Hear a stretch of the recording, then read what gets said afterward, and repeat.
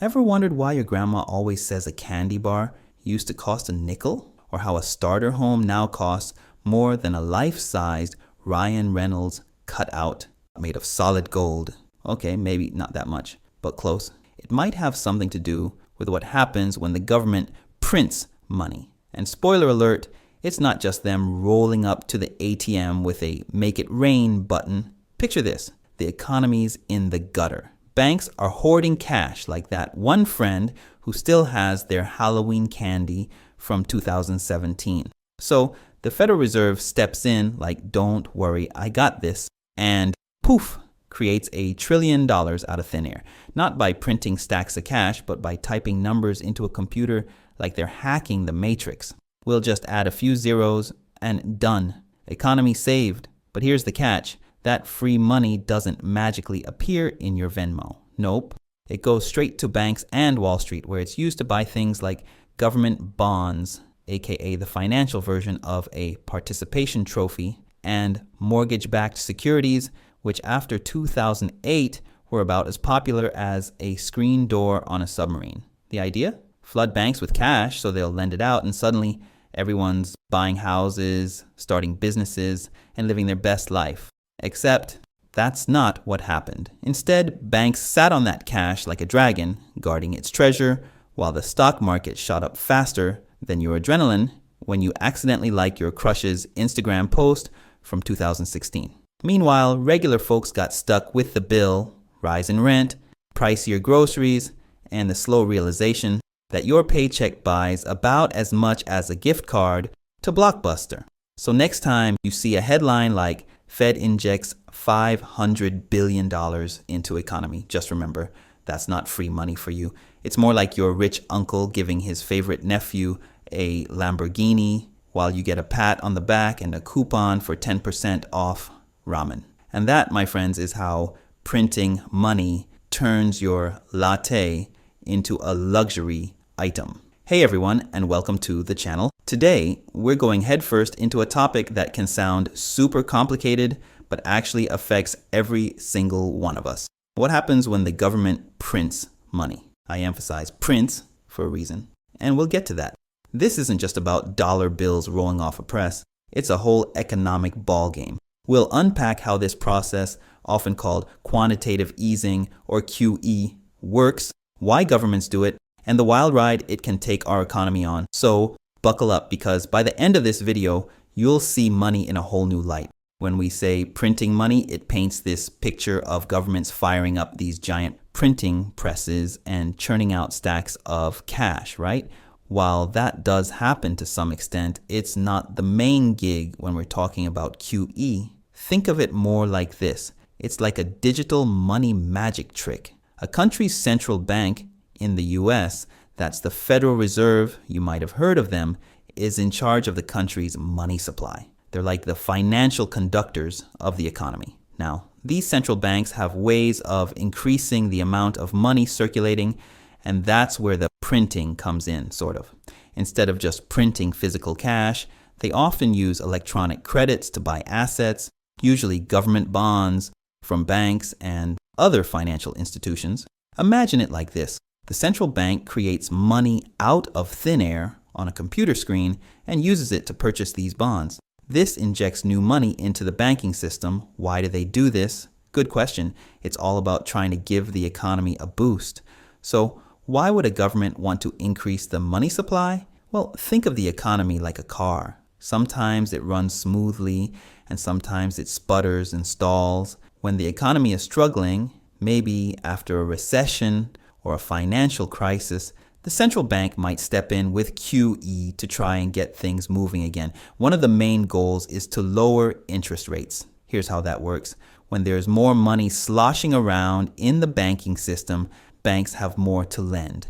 And when banks compete to lend money, they tend to lower interest rates to attract borrowers. Lower interest rates make it cheaper for businesses to borrow money for expansion, for example, or for people to buy houses. This increased borrowing and spending can help kickstart economic activity. It's like greasing the wheels of the economy, making it easier for things to move. Also, buying up those government bonds can lower their yields. Now, yield is just the return an investor gets from a bond. If the central bank buys a lot of bonds, their prices go up and their yields go down. This can also encourage investors to put their money into other things like stocks, which can further stimulate the economy. Let's break down the QE playbook a little more. Step 1. The central bank creates money. Like we said, this isn't always physical cash. It's often digital money created electronically. Step 2. The central bank buys assets.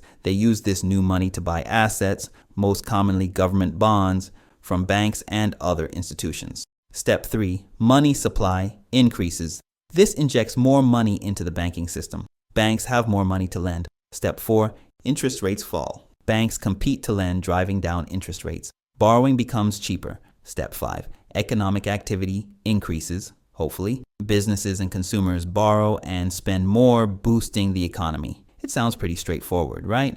But like anything in economics, it's not always a guaranteed slam dunk. Now, you might be thinking, hey, isn't this what central banks always do? And you're partially right. Central banks do buy and sell government bonds all the time to manage interest rates. These are called open market operations. So what's the difference between that and QE is really a matter of scale and purpose. Open market operations, these are day-to-day actions to fine-tune interest rates. They're like making small adjustments to the steering wheel to keep the car on the road.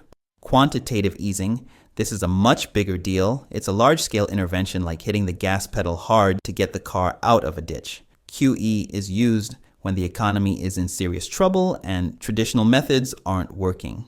It often involves buying a wider range of assets too, not just short-term government bonds. To really understand QE, we've got to talk about the 2008 financial crisis. It was a massive economic meltdown triggered by problems in the housing market. Banks were in trouble, businesses were failing, and the whole world economy was teetering on the brink. This is when QE really stepped onto the world stage.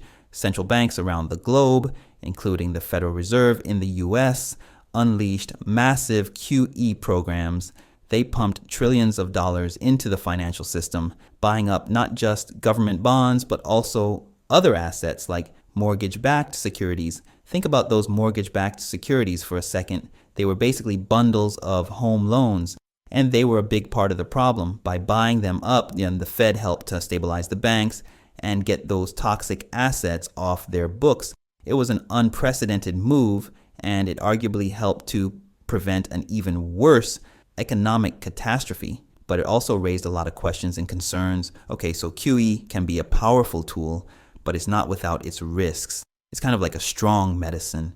It can cure the illness, but it can also have some nasty side effects. Avoid costly finance mistakes. Finance Fiascos Volume 1 Raw Confessions plus mind map PDFs for bite-sized quick review of these videos. Use code CLUE10 for 10% off today only.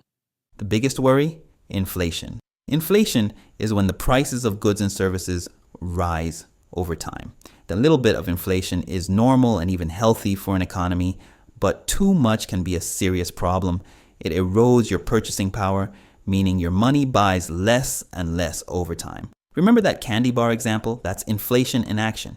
Here's how QE can fuel inflation. When you pump a ton of money into the economy, there's more money chasing the same amount of goods and services, basic supply and demand.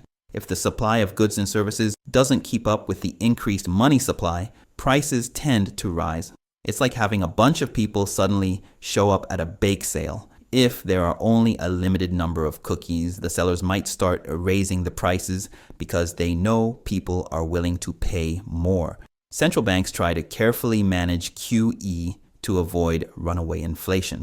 They have inflation targets they aim for, and they're supposed to pull back on QE as the economy recovers. But it's a tricky balancing act. Another potential problem is what's called a liquidity trap. This is when injecting money into the economy doesn't actually stimulate growth. It's like trying to push a string. You can push money into the banking system, but you can't force businesses and consumers to borrow and spend it. If people are scared about the economy, They might hoard cash instead of investing it. Banks might also be reluctant to lend if they're worried about defaults. This is partly what happened in Japan, where they've used QE a lot but have struggled to escape deflation, the opposite of inflation, where prices fall. Eventually, if QE works and the economy recovers, the central bank needs to unwind it. This means reversing the process, selling those assets they bought, and reducing the money supply. This is another tricky part. If the central bank unwinds QE too quickly or aggressively, it can spook the markets, raise interest rates too fast, and potentially trigger another recession. It's like taking someone off life support too abruptly. It's a delicate dance, and central bankers have to be very careful. QE doesn't just affect the country that's doing it. It can have ripple effects around the world. For example, if the US Federal Reserve engages in QE, it can affect the value of the dollar and trade flows between countries. It's all interconnected in our globalized economy. Let's recap the key takeaways. Printing money isn't just about physical cash. It's often about central banks injecting money into the economy electronically through asset purchases. QE is used to lower interest rates and stimulate economic activity, especially during crises. QE can be a powerful tool, but it carries risks, including inflation, liquidity traps, and challenges in unwinding the program. The impact of QE is still a subject of much debate among economists. Ultimately, QE is a complex economic tool with both potential benefits and risks. Understanding how it works and its potential consequences is crucial in today's world. If you want to learn more about how economies work and other financial topics, don't forget to subscribe to the channel.